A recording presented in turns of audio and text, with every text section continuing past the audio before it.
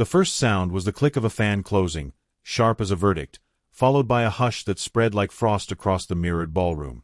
Music faltered, violins faltering as if embarrassed to continue, and every gaze, powdered and perfumed, turned toward the woman who had just crossed the threshold. Lady Eliza Hawthorne paused beneath the chandelier, glass prisms trembling with light above her, each crystal a tiny sun that seemed to spotlight only her disgrace. Somewhere a giggle dared escape, quickly buried behind silk and lace, yet it echoed louder than any orchestra could have dared. She might once have been the most envied bride of the season. Her marriage had been toasted with champagne imported at scandalous cost, her name announced with fanfare and reverence. Now it passed through lips like a whispered blight. Abandoned.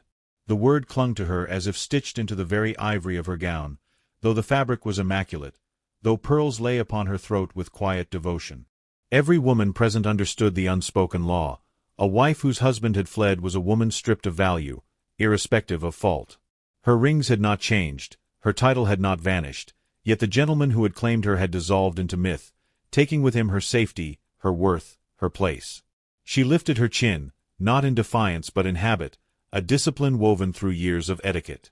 The lace of her sleeves grazed her bare wrists as she moved, each step carrying her deeper into the lion's den of society's judgment. Conversations resumed in hushed fragments, like insects stirring after thunder. "Poor creature," someone breathed, with all the sweetness of poison.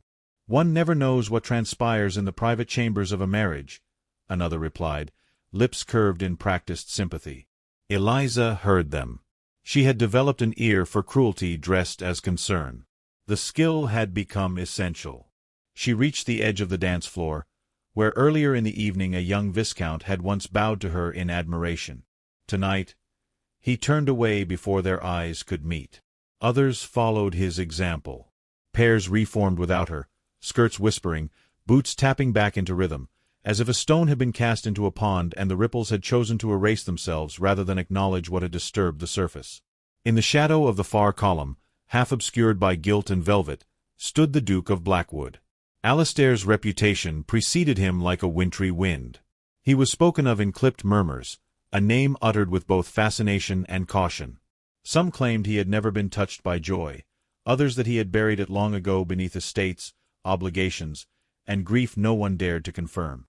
His coat was impeccably cut, midnight dark, his gloves untouched by dance, his posture unyielding as carved stone. He had not come to this ball to be seen. Yet it was he who saw her most clearly. He had heard the rumor, as all had. The pretty little bride left to decay while her husband sought foreign temptations. There had been a part of him that pitied her, and another, harder part that questioned what sin had driven a gentleman to flee his own home. When his gaze met hers, some faint echo of that judgment lingered within it. He did not move to cross the distance. He let the space between them speak for him.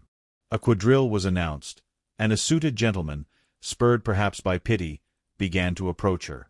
Before he reached her, the Duke's presence shifted, a subtle move that nonetheless carried authority, and the gentleman faltered, bowing instead to a different partner.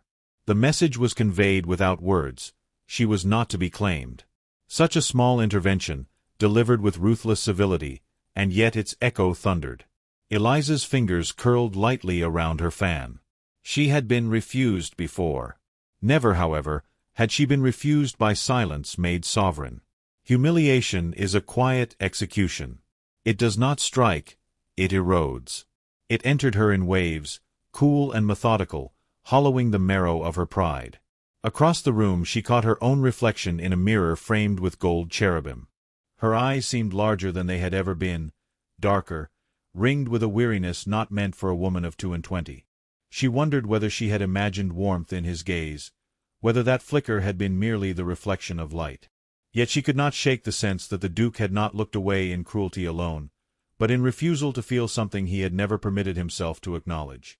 Rain began to hiss against the tall windows, a soft percussion that mingled with the resumed music, a mournful accompaniment to her isolation.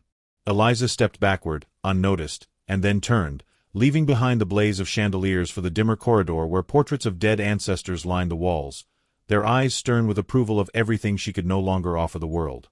The stone beneath her slippers felt cold through the thin leather. She did not cry. In this, She would not grant them the pleasure of spectacle. Behind her, the great doors closed, sealing in the glitter and gossip. Ahead lay only a narrow passage and the echo of her own breathing. She pressed her palm to her chest, steadying the tremor that threatened at last to claim her dignity, and in that stillness she sensed, rather than heard, the faint sound of footsteps following. When she turned, it was not her husband's ghost that awaited her, nor society's pity, but the unmistakable outline of the Duke of Blackwood, emerging from shadow with an expression that was no longer certain, and no longer unfeeling. In his gloved hand rested a single white rose, its petals unblemished by rain, a stark defiance against the night's cruelty, and in the silence between them bloomed a question neither had yet formed, yet both already feared to answer, with trembling, unspoken anticipation. Dawn crept reluctantly over London, thin grey fingers brushing the soot-stained rooftops, and Lady Eliza Hawthorne did not leave her bed until the servants had ceased their anxious hovering outside her door. Even morning had become an audience she could not bear. Yet when at last she crossed the threshold of her chamber, she found upon the small table by her window a single white rose resting upon folded linen, its stem still beaded with dew, its petals uncrumpled by wind or hand. There was no card, no ribbon, no mark of identification, only the fragile perfection of the bloom, placed as though by reverence. Eliza stood motionless, fearing to touch it, as if it might vanish, as if it might accuse her. She did not dare ask who had brought it, yet she knew the servants had not arranged it there of their own accord. The house, once full of confident voices, had learned to whisper around her, fearful of her ruin staining their own modest futures. That rose, however, carried no fear. It carried only intention. She reached out, brushed its silk-soft curve, and felt an involuntary tightening behind her eyes. It was absurd that a flower should summon feeling so potent, yet it did. It belonged not to mourning but to remembrance, and she could not recall a time, even in her marriage, when remembrance had been so gentle. The following day brought another offering, delivered with equal silence. This time it was a slim, leather-bound volume of poetry placed upon her writing desk. The pages had been worn by another's careful thumb, the margin marked by subtle lines of faded ink, as though passages had once stirred a mind long unused to stirring. She recognized the binding at once, rare and valuable, a collector's piece only owned by the most discerning patrons of literature. Her breath caught as she turned the first page. Inside, in a hand both measured and unmistakable, a single line had been underlined. "I am half agony, half hope." No name followed, yet she saw him in every careful stroke of the pen. Word of the gifts traveled faster than the mail coaches. By the time Eliza attended Sunday service, London almost hummed with speculation. She could feel the questions brushing at her spine as she walked between pews, heads tilting, mouths forming speculations behind gloved hands. "How swiftly sorrow converts to seduction," came a whisper from behind lace. "The Duke is no fool," breathed another, disbelieving and envious. She knelt upon the hard wooden bench, hands folded, eyes lowered, though prayer escaped her. Instead, she felt an awareness unfolding, keen and electric, as if the very air had learned his name. Then she saw him. He stood 2 rows ahead, his tall frame unwavering, his gaze fixed not upon the altar but upon some undefined distance, yet the knowledge of her presence seemed to reach him, for his shoulders stiffened by a whisper's breadth. He did not turn, did not acknowledge her with even the courtesy of a glance. Yet when the choir's voice lifted in trembling harmony, he inclined his head the slightest degree, an unspoken recognition that made her heart strike painfully against her ribs. In that silent, reverent moment, he was not the Duke, nor was she the disgraced.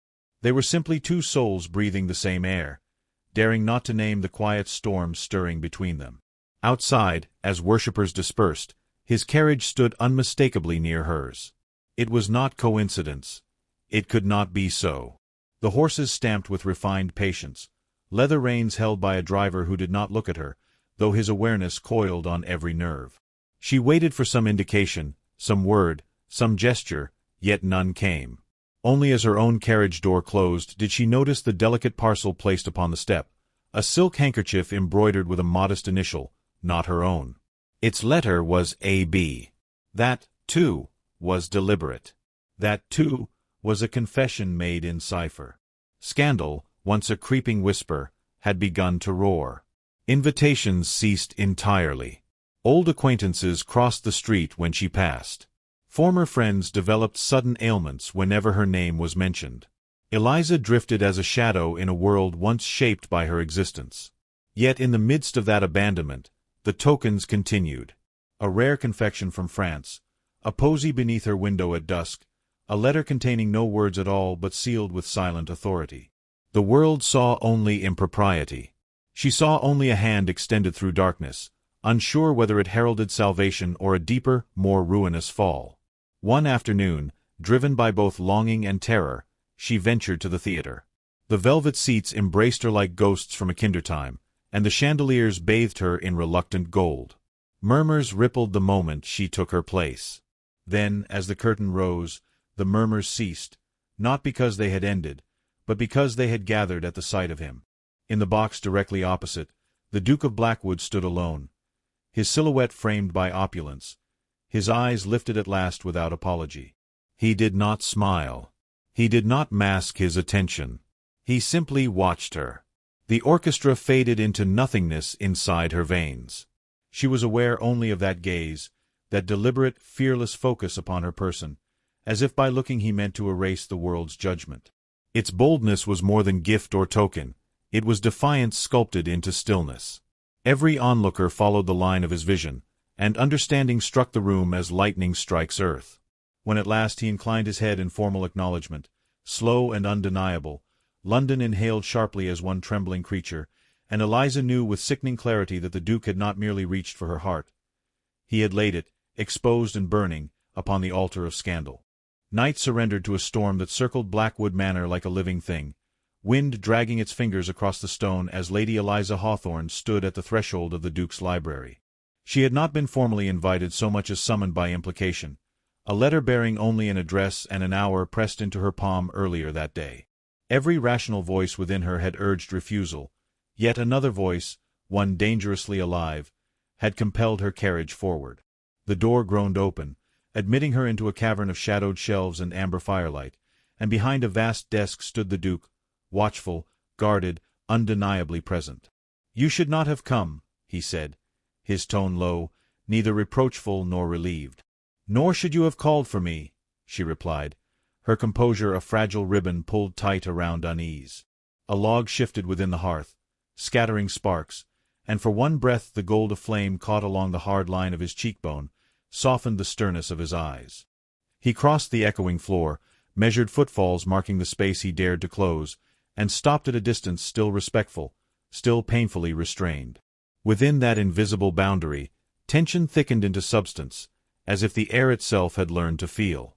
"I wronged you," he said, each syllable deliberate, as if the admission cost him blood. "I passed judgment when I should have sought truth. I allowed rumor to speak louder than your silence." He drew a steady breath, fingers curling at his sides. "It was an arrogance I have never before paid for so dearly." Her lashes lowered, but she did not look away. In the flicker of the flames, her eyes revealed more than words might have dared, loneliness etched into quiet pride, resilience braided with heartbreak. "You were not the first to doubt me, Your Grace," she murmured, "and you will not be the last. It is the privilege of the world to find fault in a woman left behind." "You were not left behind," he answered, stepping closer despite himself. "You were discarded by a man unworthy of your name." That rush of unexpected gentleness struck deeper than cruelty ever could have. A tremor betrayed her as she turned fractionally away, gaze drifting to the shelves, to the thousands of volumes that had witnessed solitude more profound than any ballroom slight. "He left with haste," she said. "Yet even haste is kinder than forgetting. Each hour since has been measured in absence." House, title, even breath itself altered at the sound of a door that no longer opened. "You speak as though he still possesses you," Alistair replied, the name of her husband unspoken yet burning between syllables. "He does not. Not in spirit, not in truth." "And you believe that?" Her voice wavered between hope and disbelief. "I know it," he said simply, the certainty of a man unaccustomed to doubt lacing his tone. "I have seen women who love and those who perform devotion. What inhabits your gaze is no failure, Lady Eliza. It is survival." The room fell into a fragile stillness, cracked only by the storm's distant pleading. She turned back fully now. The distance between them diminished to little more than a breath. Candlelight painted her pale features in honeyed hues, and he saw, perhaps for the first time, the full devastating grace of her, not draped in social approval but raw and unmistakably human. His restraint, so carefully cultivated through years of discipline, faltered. "You should despise me," he said.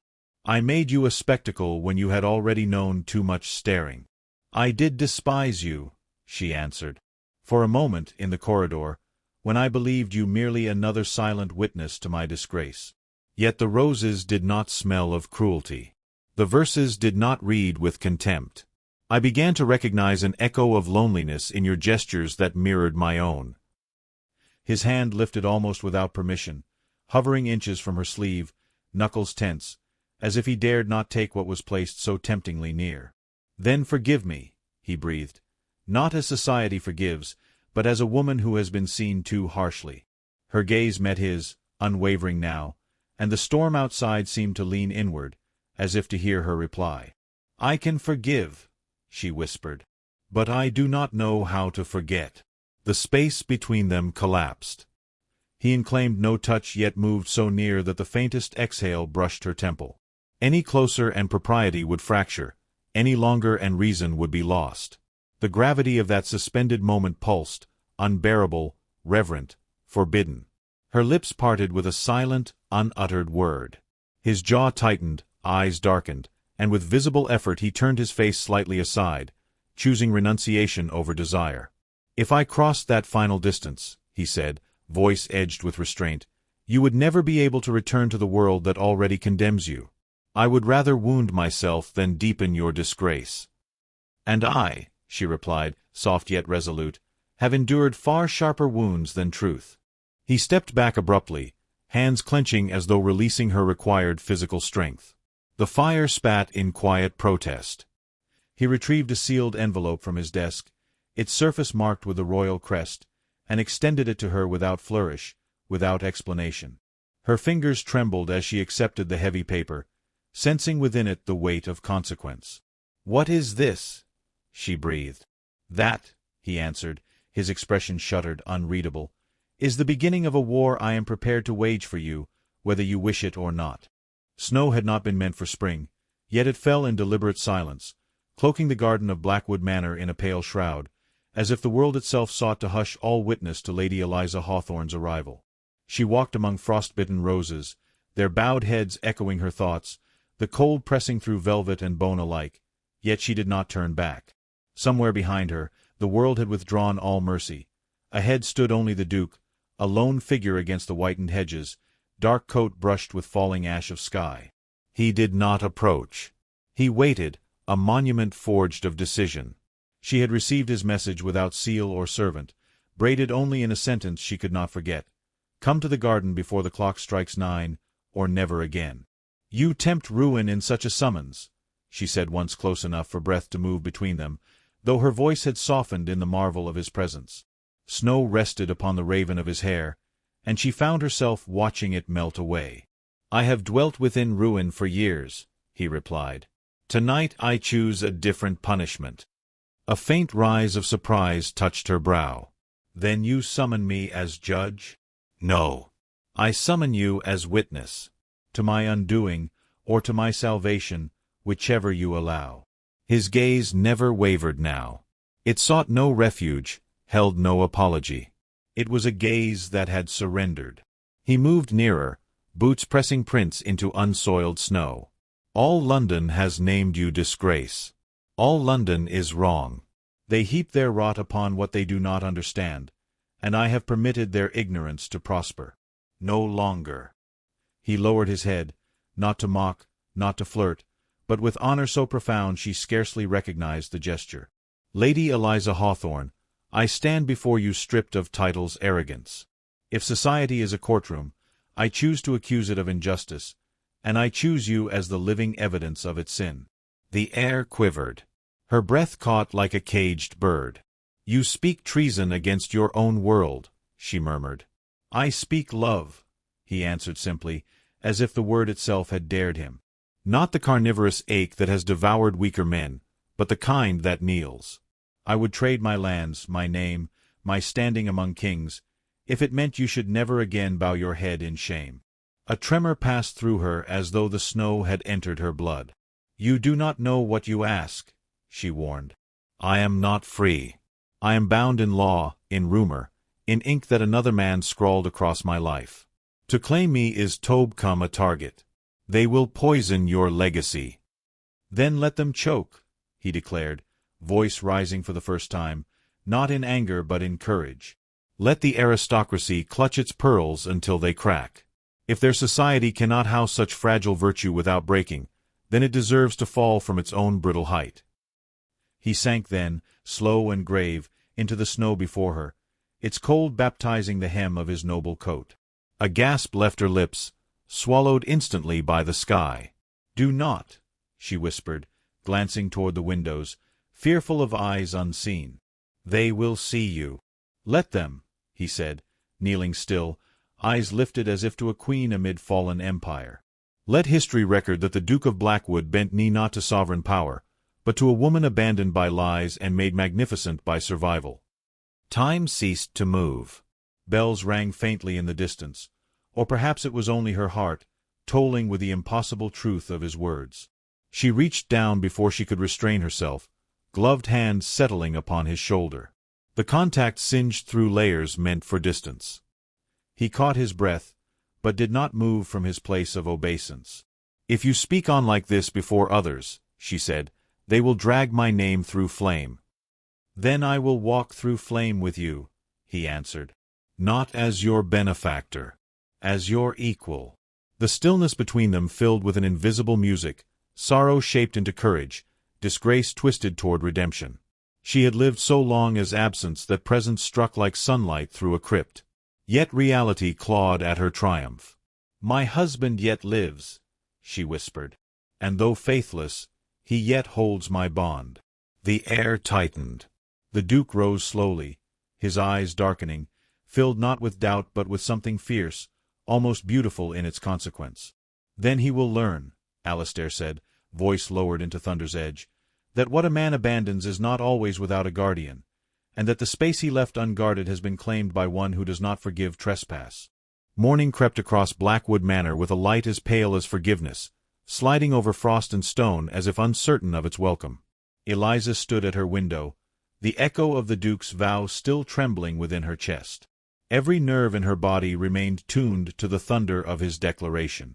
She knew the world beyond those gates was gathering, sharpening tongues and laws. Yet within her, something long shattered had begun to reform.